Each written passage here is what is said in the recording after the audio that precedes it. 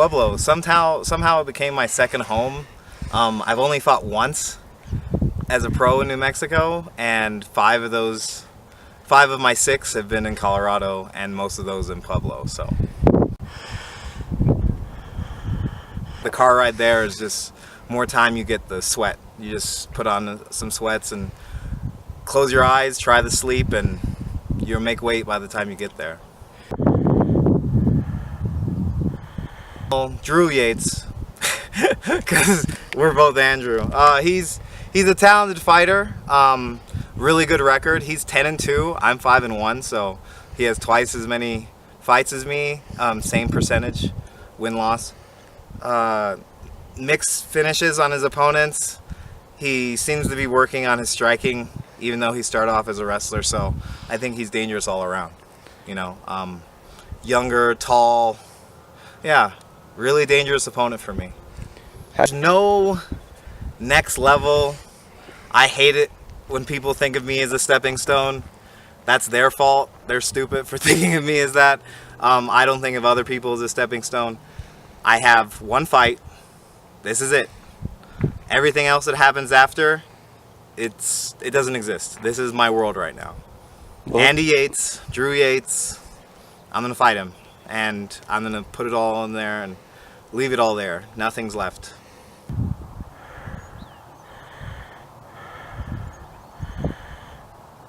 Standing knockout would be pretty cool. I've only had them in kickboxing smokers. But yeah, it's just, I don't really care how I finish a fight as long as I finish a damn fight. I don't like the idea of going to the decision. It's not real, you have to end the fight. You have to make it where they cannot defend themselves or they give up. That's what a real win is. You can beat someone in a decision. Unless they're running away from you and you completely dominate the whole fight, I don't think you really can say, you beat them. You fit into the rule set, you played the game, and you won. But yeah, it's just the thing of our sport. I want to finish. I always want to finish. The crowd wants to see a finish. The fans, the promoter, everybody. That's why we do it. We finish.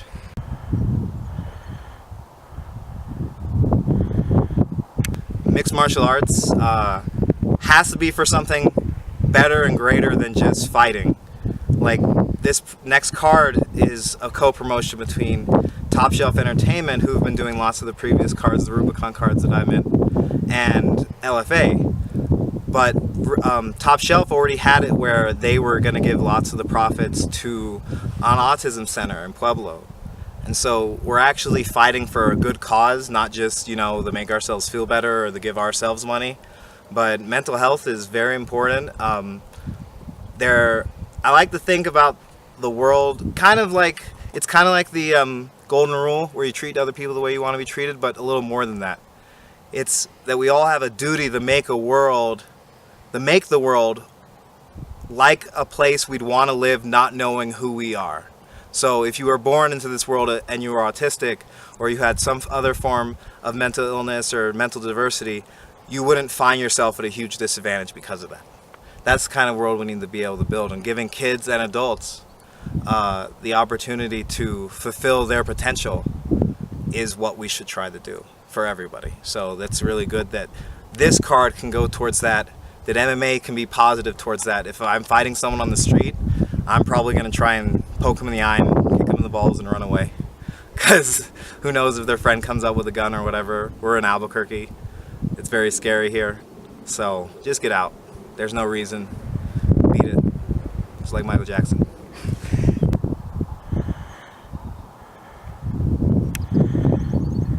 Still a brown belt under Greg. That's just a huge honor. Now I'm gonna move the working with Nate Harris and Isaac Valley Flag. Tier 1 martial arts is what it's gonna be called, and it's gonna be a joint with 10th Planet, and it's gonna be 10th Planet Albuquerque. And I'm still going to Jackson Wink. That's my home team. And then I got my my little co-home team, my second home, which is Ray Yee and Latrell. I'm training with Gracie Barra people all the time. They come over on Fridays. We go over there sometimes. So I like to really think of myself as Team Albuquerque.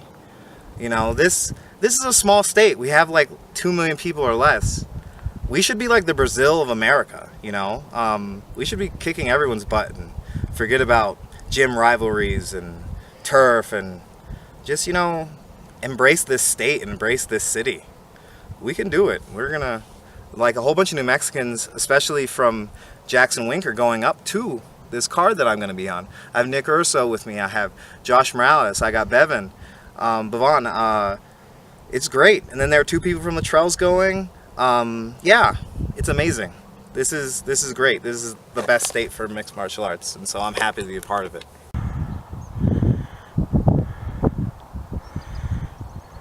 New Mexico versus everybody. I mean, we can't brag about our educational system. We can brag about the weather a little bit when it's not super windy and it's not roller coastering with temperature. And we can brag about our food. But we can't brag about the economy, we can't brag about education, we can't brag about our crime rate, we can't brag about our governor, but we can brag about mixed martial arts. That we have a good fighting spirit. We got boxing, we got kickboxers, we got mixed martial artists, and I think we have tons of karate and taekwondo schools all around. So yeah, there are certain things to be proud of our state. We got to make it better, but we just got to work together for that and be positive, as I said. Martial arts saves lots of different people in lots of different ways. Stops some people from being in jail, stops some people from being very depressed. I talk about mental illness, you know, I get depressed. Being able to train and being able to problem solve in itself helps deal with depression. And so when we talk about fighting for autism or just trying to be a positive influence on people, seeing a kid with anger problems, hey, if he can do martial arts and he can get out of that, and he can see other people showing him a positive vision of masculinity, not this negative, I'm beating people up because I think I'm tough or I'm bullying people. And just the way Greg Jackson approaches martial arts. He's reading the Book of Five Rings and Sun Tzu and applying evolutionary biology. And you're like, wow, this is really an intellectual endeavor, not just a physical one. And so we have all 3 aspects of humanity there. We have the emotional, the physical, and the intellectual. Having that, it brings everyone in. It's a universal thing. Some people come from the bad side of the railroad track, some people come from the good side. It doesn't mean anything in the end because we're all on our own journey, but we join together and do it together. So that's what it's about. It was weird. This one I'd gone a month. I fought in February. Now I'm fighting in April. I'd march in between to eat some food. But yeah, it's been different. It feels like the 2 camps have blended together without fatiguing me though. So it just feels like I've had a longer camp. It makes me more, you know, motivated because I kind of take my camps out on my opponent.